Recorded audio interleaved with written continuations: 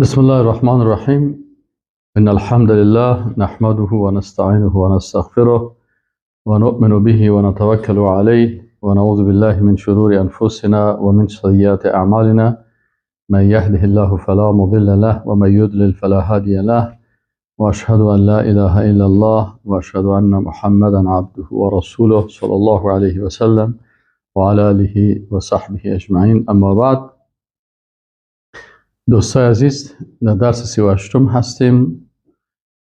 درس 38 قسم 5 در عبادات توحیدی قلبی، توحید در محبت و دوستی الله سبحانه و تعالی هست. بسم الله الرحمن الرحیم.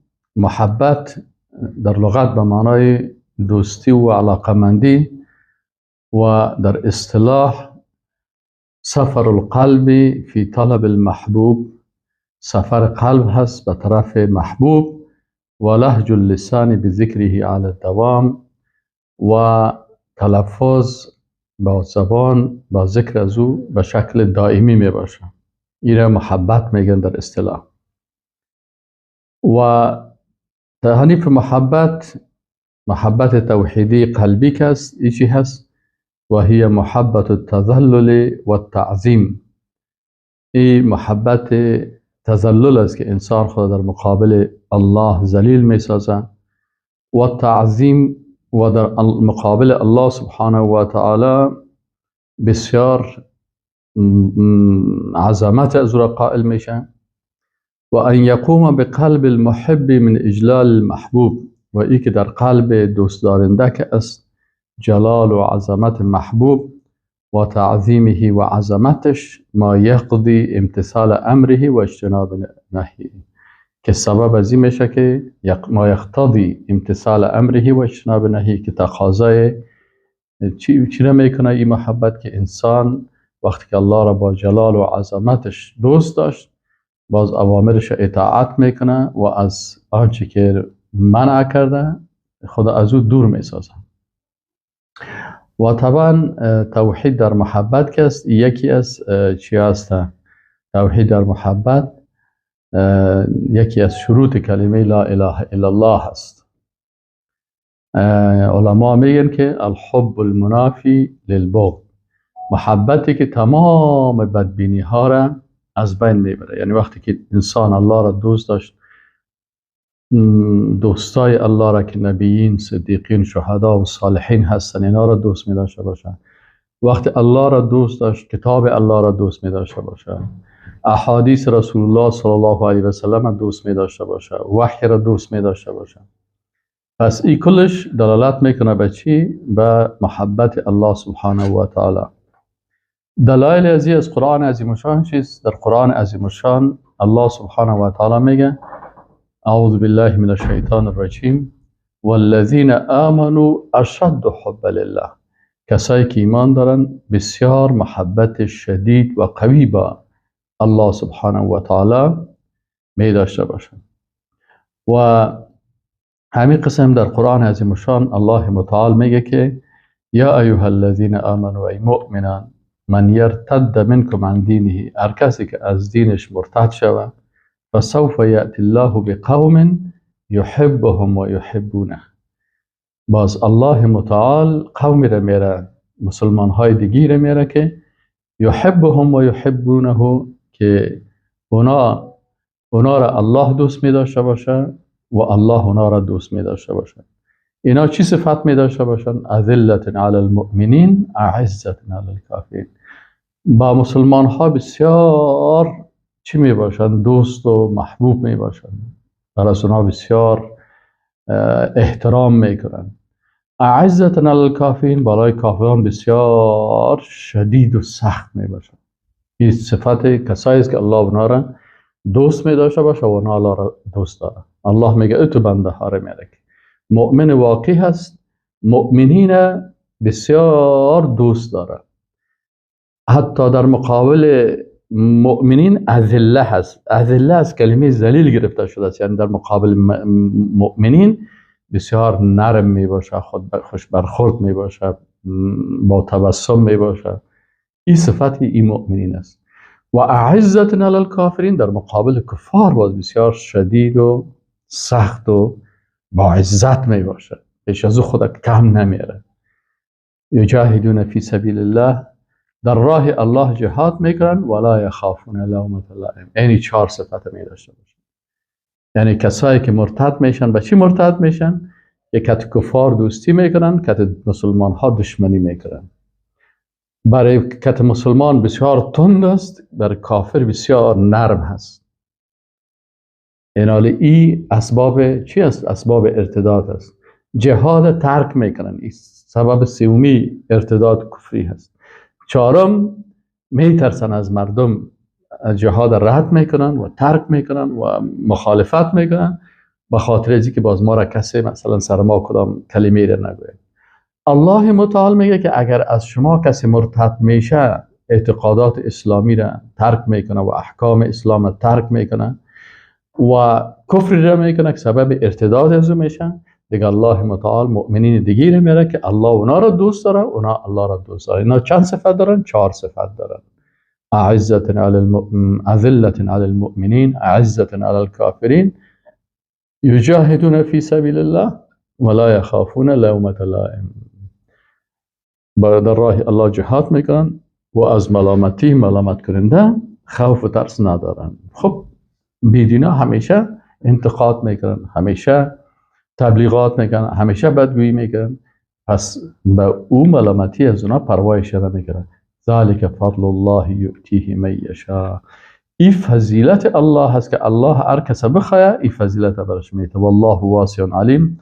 الله 2 صفت خود بیان میکنه که واسعان، یعنی بسیار وسیع هست در نعمتهای خود، در علم خود، در قدرت خود، و علیم است و بسیار باخبر است آنچه که حتی در قلب انسان میشه، یا عمل میکنه یا کار میکنه یا پنهان میکنه یا ظاهر میکنه یا ظاهر نمیکنه، از تمام از اینا الله باخبر هست.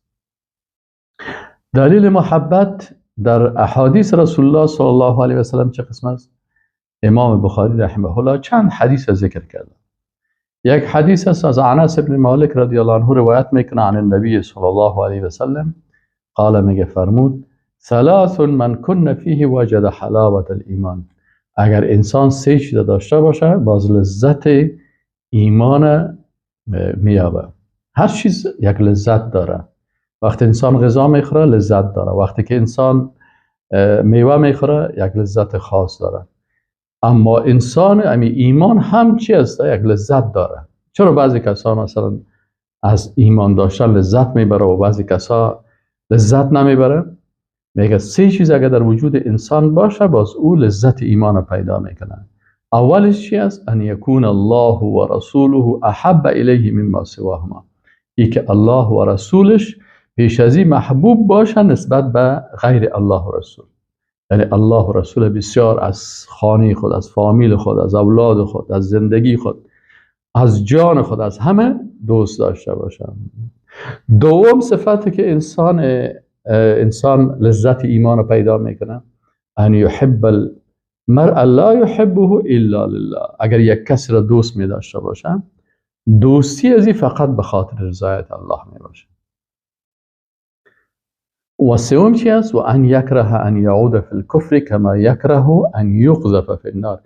از رفتن در کفر اقدر بدش میایه مثل که در آتش بفته. این حالا کسی 3 صفت داشته باشه حقیقتا این انسان لذت ایمان حاصل میکنه. امام مسلم رحمه الله یک حدیث روایت میکنه، میگه یک شخص با ملاقات برادرش میرفت، با ملاقات یک برادرش میرفت یک روستا. الله متعال برای یک ملک وظیفه داد که در سر راهش بشینه و وقتی که مرد پیشش میرسه ملک پرسان میکنه کجا میری؟ این شخص برش میگه که با ملاقات یک برادر دینی که او انسان موحد است پیش از او میره. این ملائکه پرسان میکنه که به خاطر کدام مصلحت یا منفعتی که داری پیشش میری؟ او شخص میگه نه فقط به خاطر خوشنودی الله را دوست دارم. این ملک برش میگه و اینی رسول الله، برش میگه که من فرستاده الله هستم، به ان الله قد احبک کما احببته فیه. میگه الله تو را دوست داره همون قسمی که تو او شخص به خاطر الله دوست داری.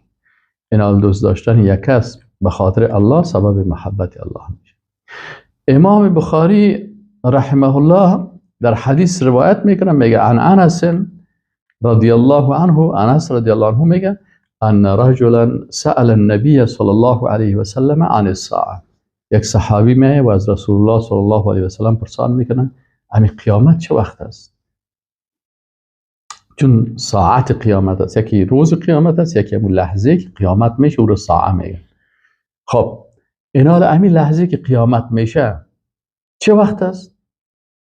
قال و ماذا اعددت لها. رسول الله صلی الله علیه و سلم از پیش پرسان کرد که چی برش آماده کردی؟ تو از قیامت پرسان میکنی و قیامت چی آماده کردی که اگر قیامت شود؟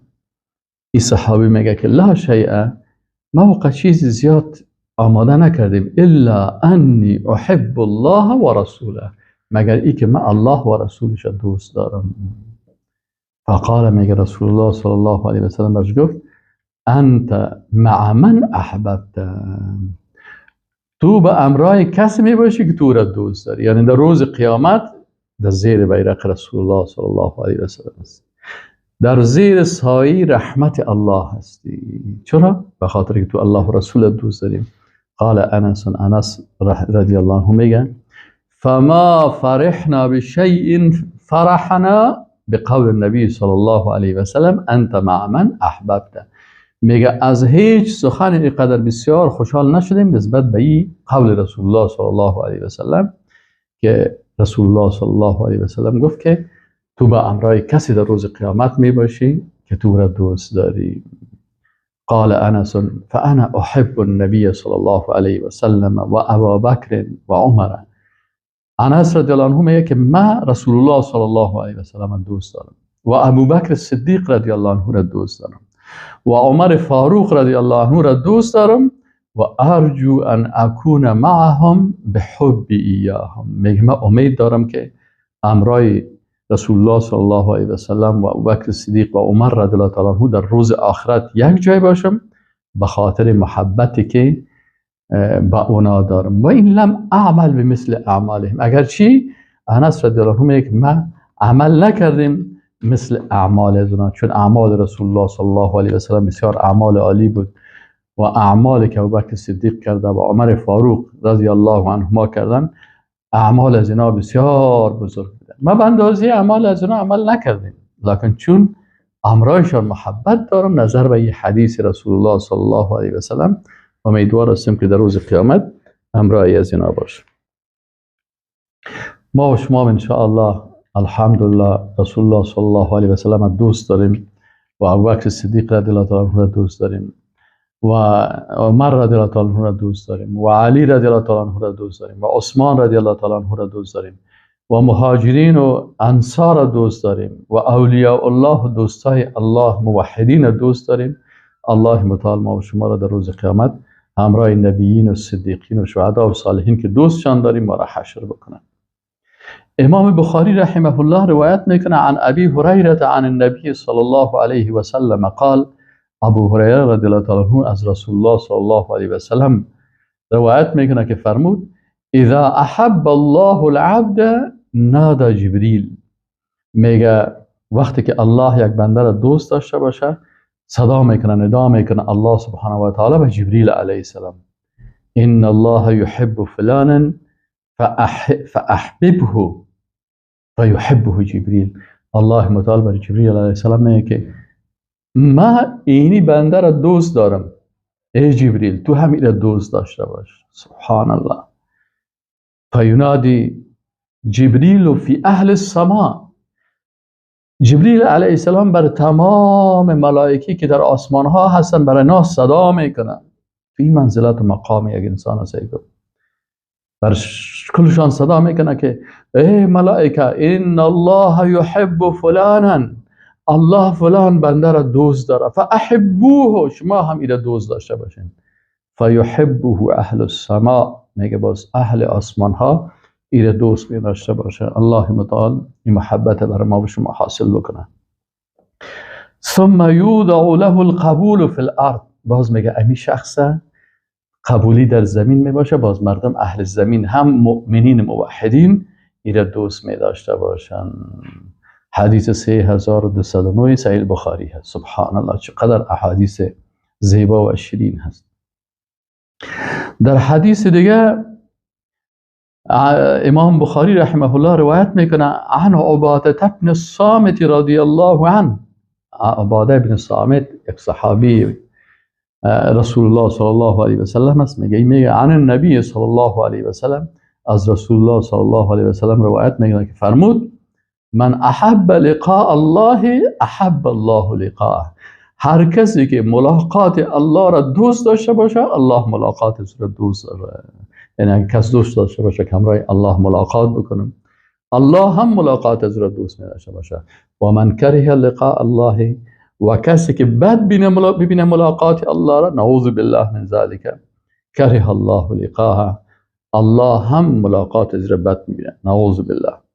قالت عائشه، میگه ام المؤمنین مادر ما و شما عایشه صدیقه رضی الله عنها، او بعض ازواجه، یا بعضی از همسران رسول الله صلی الله علیه و سلم سوال کردند که انا لنکره الموت، ما را خواهیم مرگ بعد ما خوشمانه می. قال لیس ذاک، رسول الله صلی الله علیه و سلم گفت نه این نیستی قسم که شما فهمیدین، ولکن المؤمن اذا حضره الموت، میگه انسان مؤمن وقتی که برش مرگ نزدیک میشه، یعنی در حالت احتضار یا جان کندن میباشه، بشر برضوان الله و کرامته، ملائکه میان و برای بشارت میتن بر رضایت الله که الله از تو راضی هست، و کرامتی که الله بر ازی داده هست، بر ازی ایره خوش خبری میدن که تو عالم میموری اینی الله از تو راضی هست و الله بر تو اینی نعمت ها و کرامت ها را داده هست. باز همین انسان در این لحظه میگه فلیس شیء احب الیه مما امامه، میگه هیچ چیز برای ازی محبوب نمی باشه مگر آنچه که برش آمدنی است. فاحب لقاء الله، بازی دوست می داشته باشه ملاقات الله را، و احب الله لقاءه، باز الله هم ملاقات ازی را دوست می داشته باشه.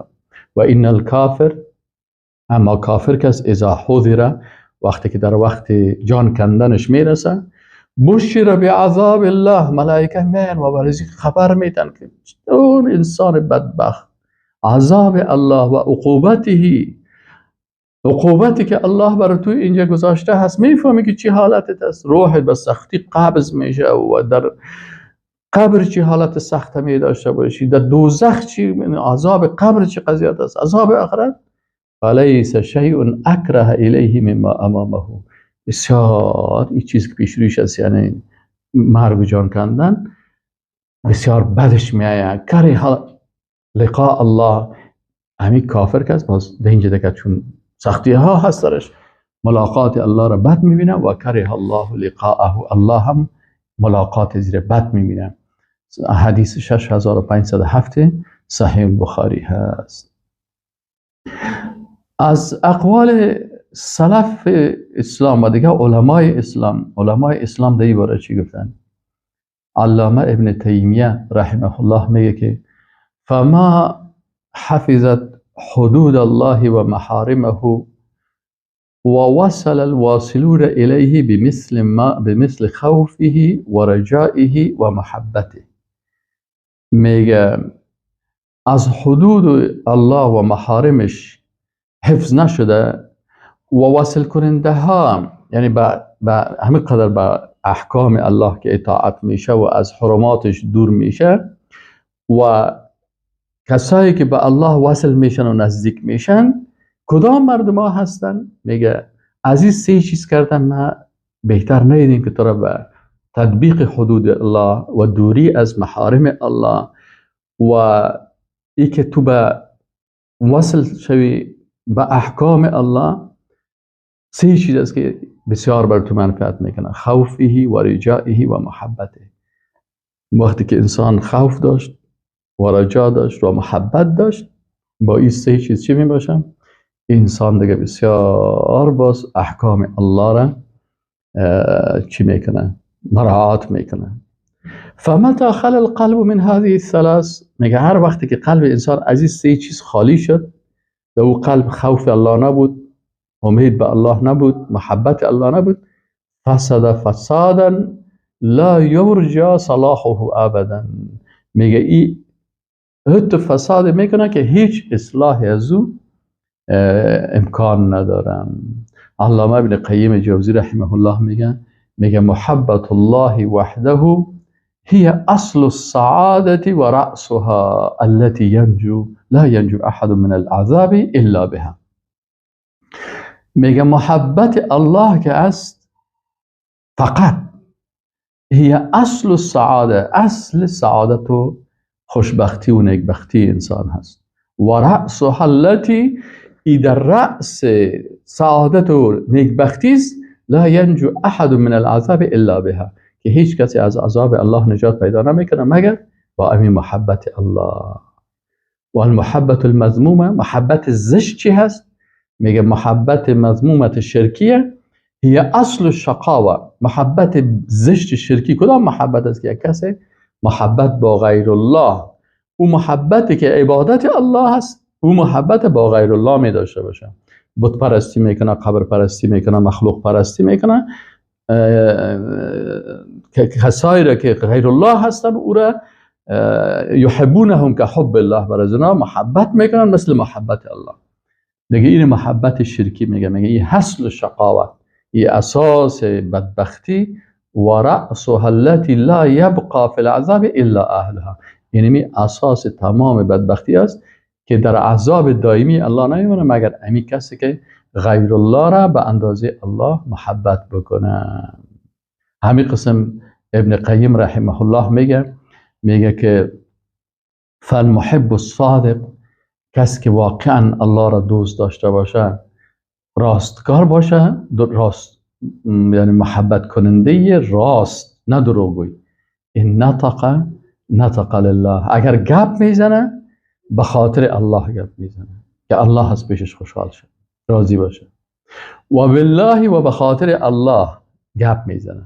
و این سکت، و اگر امی انسان محبت کننده صادق وقتی که خاموش میمانه، سکت لله، به خاطر الله سکوت میکنه. و این تحرک، اگر حرکت کرد، فبامر الله، یه علاماتش است محبت صادق. اگر حرکت میکنه فبامر الله، به امر الله حرکت میکنه. و این سکنه، و اگر سکون میکنه حرکت نمیکنه، فسکونه استعانه علی مرضات الله، سکونش هم استعانت و کمک گرفتن است به خاطر رضایت الله. فهو لله و بالله و مع الله. پس مؤمن محب صادق، مؤمنه که محبت واقعی صادقانه به امرای الله داره، فهو لله، به خاطر الله کارش میباشه. و بالله، و به خاطر الله میباشه. لله، کار به خاطر الله میکنه. و به خاطر الله دوستی و دشمنی و همه چیزش به خاطر الله میباشه. خودش برای الله هست، کل چیزش به خاطر الله هست. نشستنش، حرکتش، سخن گفتنش، خاموشیش، کلش به خاطر الله هست. و دوستیش و محبتش بالله به خاطر الله هست. و مع الله، و هر جای به امرای الله میباشه. سبحان الله. علامه ابن رجب حنبلی رحمه الله میگه و من تمام محبت الله محبت ما یحبه، میگه از کمال محبت الله چی است؟ که تو الله را بسیار زیاد دوست داری. این میگه چه قسم بر تو ثابت میشه؟ میگه اگر میخوایی که بفهمی که محبت الله پیش تو بسیار کامل است، چی باید بکنی؟ محبت ما یحبه، و چیزی را دوست میداشته باشی که الله او را دوست داره. پس این از کمال محبت است. و کراهت ما یکره، و چیز را بد میبینی که الله او را بد میبینه. فمن احب شیئا مما کره الله، میگه اگر یک کسی تو باشه چیزی را خوش داشته باشه که او بد الله میه، الله بدش میه گناه، بدش میه شرک، بدش میه کفر، بدش میه ارتداد، بدش میه زنا، بدش میه ساز و موسیقی بدش میآید، اختلاط بدش میآید، به حجابی بدش میآید، به حیایی. این حال میگه اگر کسی او چیزی را که بد الله میآید او را دوست داشت، او کره شیئا مما یحبه الله، یا چیزی را بد میدید که الله دوست داره. الله نبیین دوست داره، صدیقین دوست داره، شهدا را دوست داره، صالحین دوست داره، قرآن الله دوست داره، وحی را دوست داره، اعمال صالحه را دوست داره، ایمان دوست داره، اسلام دوست داره. ایناله میگه اگر کسی بد میدید چیزی را که الله او را دوست داره، لم یکمل توحیده و صدقه فی قول لا اله الا الله. میگه توحید از او و صدق از او به لا اله الا الله تکمیل نشده، ناقص و ناکامل است. و کان فیه من الشرک الخفی، در وجود از این چی است؟ شرک خفی هست. شرک مخفی چی است؟ یکی شرک اکبر است، یکی شرک اصغر است، یکی شرک خفی هست، مخفی هست. این عالم میگه در وجود از این شرک خفی هست. چرا؟ این چیزی را که الله بد میبینه او را دوست داره، گناه را، کفر، شرک، مرتد ای را دوست داره. و کان فیه من الشرک الخفی بحسب ما کرهه مما احبه الله. میگه ای در وجود از این شرک مخفی میباشه به مو اندازه‌ای که بد میبینه او چیزی را که الله او را دوست داره. و ما احبه مما یکرهه الله، یا چیزی را دوست داره که او را الله بد گفته هست، بد میبینه. محمد ابراهیم هم چی میگه؟ میگه محبت عبادت محبت است که در قلب باشه و به همراه از او رغبت و رهبت، اطاعت و سعی بر رضایت الله باشه و دوری از آنچه که او نمیخواد. پس میگه محبت عبادت کدام محبت است که در قلب انسان میباشه؟ به همراه این محبت که به الله داری، رغبت به الله داری، ترس از الله داری، اطاعت الله را میکنی، بر رضایت الله سعی و کوشش میکنی و از چیزی که الله نمیخواد از او دوری میکنی. صالح بن عبدالعزیز چی میگه؟ میگه فمحبت العبادت هی، میگه محبت عبادت محبت است که المحبت التي تكون في القلب، این محبت میگه در قلب میباشه، یکون معها الرغب و الرهب، به امرایز رغبت به الله میباشه و ترس از الله میباشه. یعنی محبت است که امرایش. در یک جای دیگه علامه ابن قیم جوزی میگه امی مؤمن چه قسم است؟ میگه مؤمن مثل پرنده است که سرش محبت است، یک بارش خوف است، یک بارش رجا هست. میگه شما تصور بکنید چطور یک نفر پرنده میتونه پرواز بکنه؟ اگر سرش قطع شد نمیتونه، اگر یک بالش هم قطع شد، اگر دیگه بالش هم قطع شد نمیتونه. پس باید پرنده وقتی پرواز میکنه همین سه چیز داشته باشه. مؤمن باید همین سه چیز داشته باشه: محبت الله، ترس از الله و امید به الله متعال داشته باشه. از این خاطر عالم میگه محبت عبادت چی است؟ محبت است که در قلب میباشه که به امرای از او رغبت و رهبت میباشه. رغبت چی معنی؟ یعنی علاقمندی به الله. و رهبت چی معنی؟ یعنی ترس از الله. و طاعت و سعی، دیگه طاعت الله میباشه امرایش. رغبت، رهبت، طاعت و سعی فی مراد المحبوب، و سعی میکنن در رضایت محبوبش. و البعد عما لا یحب المحبوب. این 5 چیز باید وجود باشه. و دوری از آنچه که الله دوست نداره. به الله رغبت داشته باشی، محبت و دوستی داشته باشی، علاقمند باشی، رهبت از الله بترسی، طاعت الله را بکنیم، سعی بکنی در اون چیزی که الله را راضی میسازه و دوری بکنی از اون چیزی که الله او را دوست نداره. المحبت التي هي من العباده هي المحبت التي يكون فيه اتباع للامر. میگه بفهمن که محبتی که او را محبت عبادت میگن، این محبتی است که به همراه از او مطابقت از امر الله باشه و اجتناب للنهی، و از نواهی الله اجتناب بکنیم، و رغبت و رهبت، و او رغبت و رهبت باشه. حالا یک نفر میگه من الله را دوست دارم، مطابقت از اوامرش نمیکنم. دروغ میگه. میگه محبت اگر میداشت این کارا نمیکرد. اجتناب از نواهی نمیکنه. نه الله را دوست دارم. دروغ میگه. چرا؟ اگر تو الله را دوست میداشته باشی، الله هم مطابقت از اوامرش میکنی و هم اجتناب از نواهیش میکنی و هم رغبت و رهبت میداشته باشی.